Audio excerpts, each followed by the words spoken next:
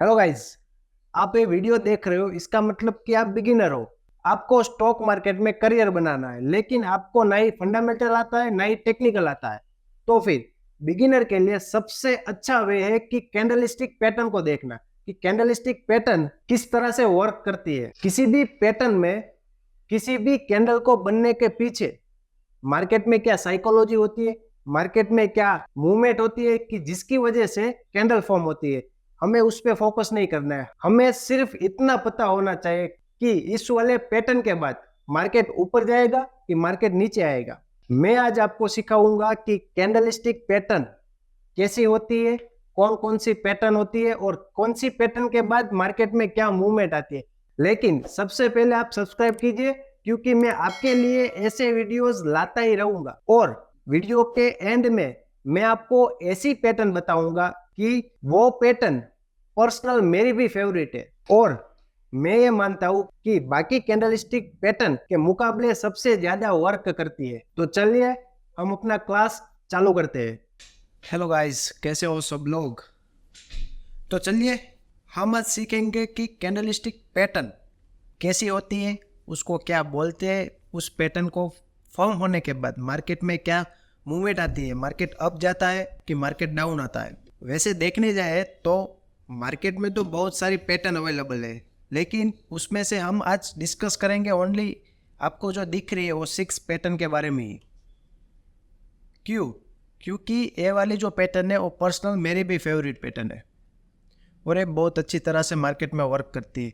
But make sure आपको pattern को देखते हुए कभी भी ऑप्शन ट्रेडिंग नहीं करना है, हम सिर्फ इन्वेस्टमेंट की ही बात करते हैं। ओके गाइस, अभी आप बिगिनर हो इसलिए मैं आपको एकदम बेसिक से समझाता हूँ कि ये जो मैंने ड्रॉ किया हुआ है रेड कैंडल, कैंडल किसे बोलते हैं। पहली बात कि ऊपर जो ये लाइन दिख रही है ऊपर और नीचे, इसे हम बोलेंगे विक, और ये जो हार्ड पार्ट है उसे हम बोलेंगे बॉडी। बॉडी प्लस विक को मिला के कैंडल फॉर्म होती है। उसमें ग्रीन कैंडल और रेड कैंडल होती है कि ग्रीन कैंडल मार्केट में मंदी दिखाती है और रेड कैंडल मार्केट में तेजी दिखाता है। अब यहाँ पे मैंने ड्रॉ किया हुआ है कि रेड कैंडल है और उसके बाद है एक ग्रीन कैंडल। तो रेड कैंडल की जो लेंथ होती है उसकी ये बॉडी के अंदर पूरी तरह से नेक्स्ट ग्रीन कैंडल फॉर्म होगी तो उसे हम बोलेंगे बुलिश हरामी पैटर्न। अभी नाम में ही बुलिश आ गया, इसका मतलब कि मार्केट बुलिश मूवमेंट देने वाला है। समझ में आ गया? इस वाले पैटर्न को आप दिमाग में छाप दीजिए। इसके बाद मार्केट में अप मूव आता है। अब अप मूव क्यों आता है, उसके पीछे क्या रीज़न होता है, मैं आपको समझाता हूँ कि जब मार्केट ऊपर से नीचे की ओर आ रहा था, यहाँ तक मार्केट आ गया, उसके बाद नेक्स्ट कैंडल फॉर्म हुई, मार्केट में एक ग्रीन कैंडल बनी और मार्केट ऊपर की ओर गया। तो इसका मतलब ये है कि मार्केट में अब बायरों ने अपनी एंट्री ली है, रिटेल वाले, इंस्टीट्यूट वाले अब उसी स्टॉक को खरीदने पे आए हैं। तो जब मार्केट में ज़्यादा तेज़ी आती है उसका मतलब कि मार्केट में सबसे ज़्यादा डिमांड है। तो उस सिचुएशन में हमें ये पता चलता है कि अब मार्केट ऊपर जाएगा, क्योंकि मार्केट में एक डिमांड क्रिएट हुई है। तो इसे हम बोलेंगे बुलिश हरामी पैटर्न। इसका मतलब कि यहाँ से प्राइस अब ऊपर तक जाएगी। ठीक है, अब इसका एकदम ऑपोजिट होता है बियरिश हरामी पैटर्न। नाम में ही बियरिश है, इसका मतलब कि यहाँ से मार्केट नीचे आएगा, मार्केट में एक मंदी का माहौल होगा। तो सेम सिचुएशन, मार्केट जब ऊपर जा रहा था तो मार्केट में सेलिंग प्रेशर आया, उसकी वजह से सेकंड कैंडल जो फॉर्म हुई, उस सेकंड कैंडल को देखते हुए हमें यह पता चलेगा कि मार्केट में अब लोगों ने स्टॉक को सेल करना चालू किया है, इसलिए मार्केट में अब सप्लाई ज़्यादा है।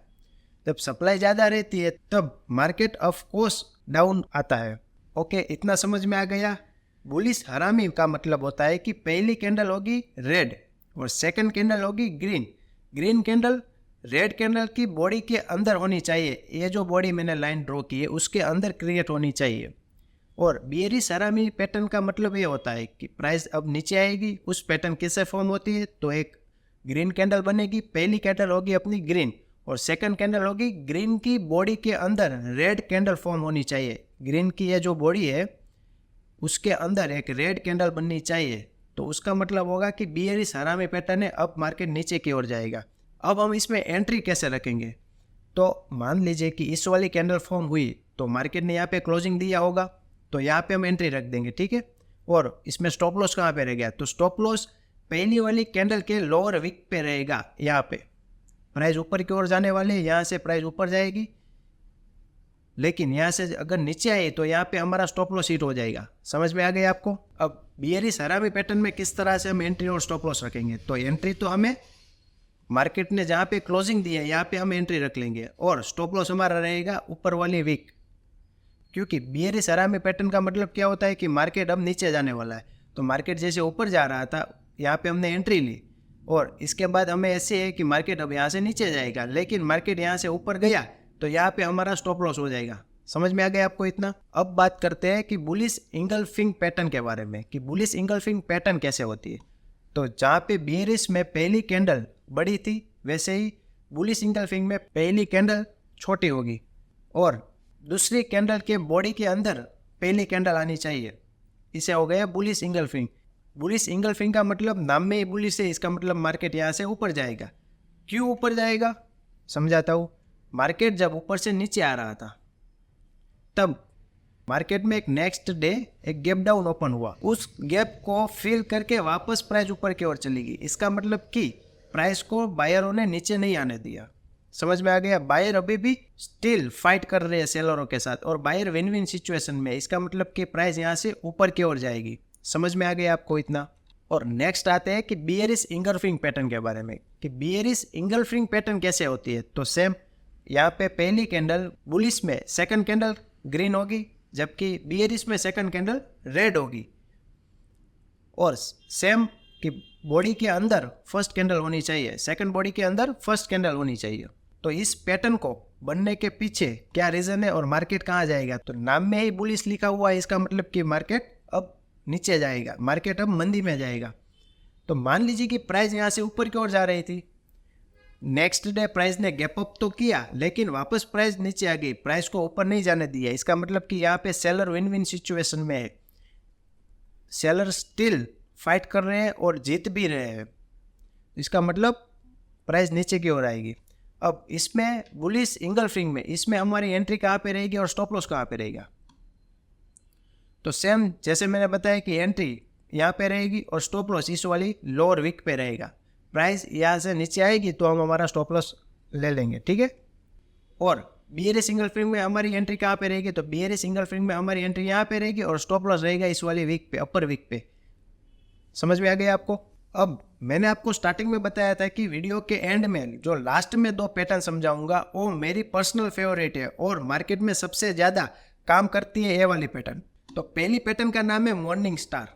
एक रेड कैंडल होगी, उसके बाद एक बेस कैंडल क्रिएट होगी, उसके बाद एक रैली होगी, तो उसे हम कहेंगे मॉर्निंग स्टार।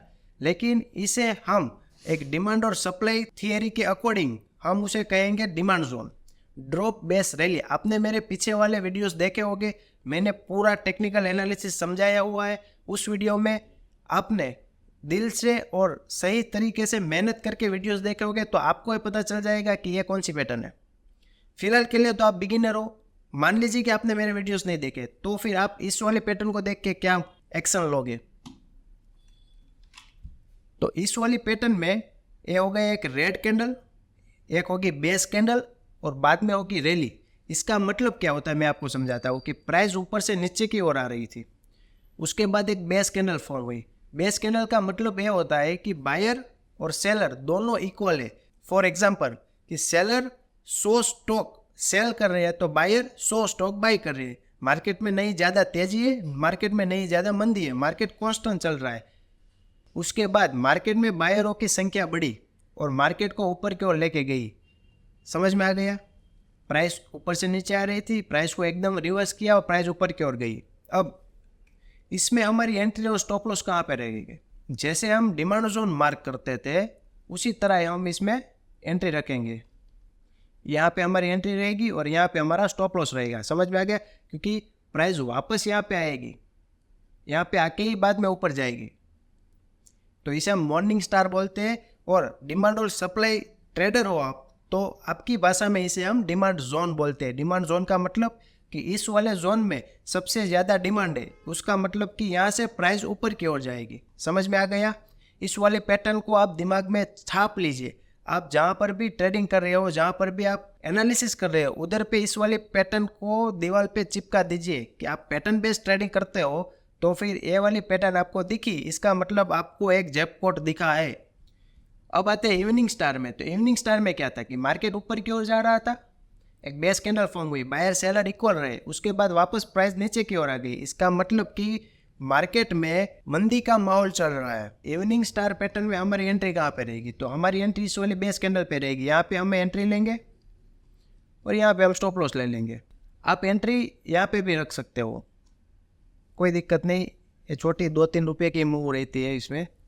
अब जबकि प्राइस यहाँ से वापस अपने सप्लाई जोन में आएगी और उधर से नीचे आएगी, तो इस वाले सप्लाई जोन में हमें अच्छा टारगेट मिलेगा। इवनिंग स्टार को हम अपनी भाषा में सप्लाई जोन भी बोल सकते हैं, जैसे इसको डिमांड जोन बोल रहे थे। मॉर्निंग का मतलब एक पॉजिटिव साइन है कि मार्केट में अब अच्छी सुबह हुई है, और इवनिंग स्टार का मतलब कि मार्केट में अब अंधेरा छाने वाला है। समझ गया ना? मेरी भाषा में मैंने आपको सिंपल समझाया है। पहले तो आप सब्सक्राइब कर दीजिए, क्योंकि मैं अब एक ऐसी सीरीज लॉन्च करने वाला हूँ कि जिसमें हम हर एक स्टॉक में प्रॉपर टेक्निकल एनालिसिस करेंगे, उसमें एंट्री और स्टॉप लॉस प्लान करेंगे और पूरा प्राइस सेक्शन समझेंगे। ठीक है, समझ में आ गया सबको कैंडलस्टिक पैटर्न के बारे में? आप ये दोनों पैटर्न को ज्यादा याद रखना, इसको नहीं रखोगे चलेगा। ये 2 पैटर्न पे ही आप इन्वेस्टमेंट कर देना, मैं आपको गारंटी देता हूँ आपके इन्वेस्टमेंट पे अच्छा रिटर्न मिलेगा। और मैं वापस से बोल रहा हूँ कि इसमें कोई ऑप्शन ट्रेड नहीं करेगा, क्योंकि ऑप्शन ट्रेड के लिए बहुत कुछ देखना पड़ता है। सिर्फ पैटर्न को फॉलो करके ऑप्शन ट्रेड नहीं होता है।